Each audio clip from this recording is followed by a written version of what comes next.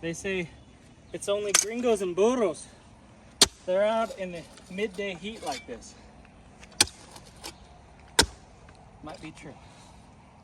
With the looming food storages going on around the world, around the nation, it's never been really more, well, I shouldn't say it's never been more important. In my lifetime, it's never been more important to have food stores, have stockpiles of long-term food storage. But beyond that, because once you start dipping into your long-term food storage, it's just, I mean, you can literally count, you can add up the calories and figure out how many days you have until you run out of food. So because of that, I've started to plant a lot more food, basically. I don't have any interest in flowers. I don't have any interest in any kind of ornamentary, is that even a word? I don't know. Ornamental type plants that just look good. I don't have any interest in growing grass and spending all day snipping little plants and making things look pretty. I'm not into that. If it doesn't produce food, then I don't understand the point at all. So we are planting blueberries right now because blueberries grow really well around here. They grow naturally. You can find blueberries up on that hill, for example. And they like the climate, they like the temperatures, they like the rainfall, they like the soil conditions.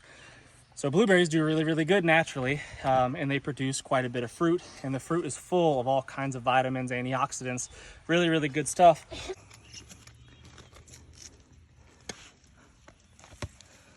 I'm planting 4 different varieties here just to experiment with which one does the best, and then maybe I'll get some more of the ones that are the most fruitful.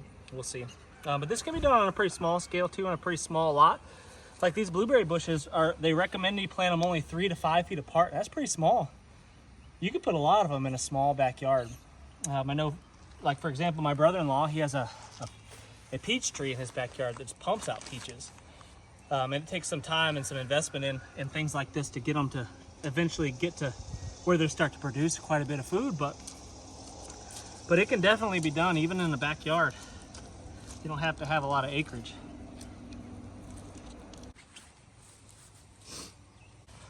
And this is just one more step in an effort to become more ungovernable. Bear from Bear Independent, I think, coined that term, but I'm stealing it. And it's basically, if you can produce all of your food, or at least most of your own food, and get what you can't produce yourself from local sources, what really control can the government have over you? You know, what am I going to be the one that's going to have to wait for handouts? Am I going to be reliant upon my allowance that the government gives me every month or something like that? Who knows? As crazy as things are, you know, a couple years ago, I never would have guessed some of the nonsense that's going on right now.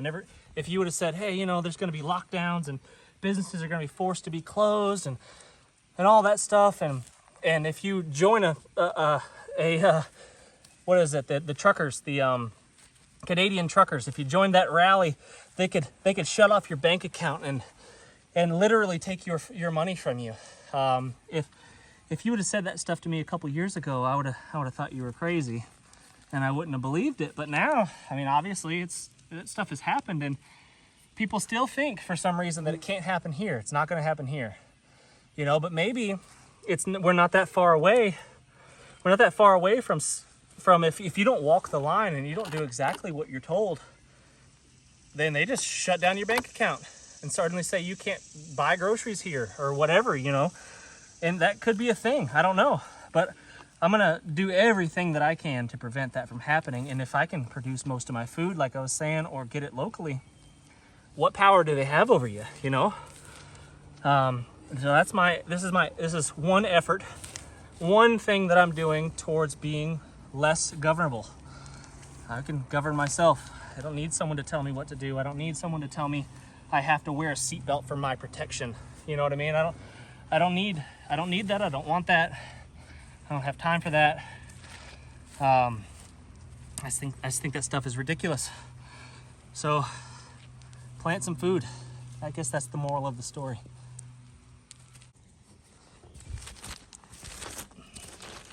All right, guys. Hey, really appreciate you watching. Thanks so much. Make sure you hit that thumbs up. Leave me a comment. Tell me what you think about planting blueberries. Tell me some stuff that you're doing to make yourself a little bit more ungovernable. And we will see you on the next one.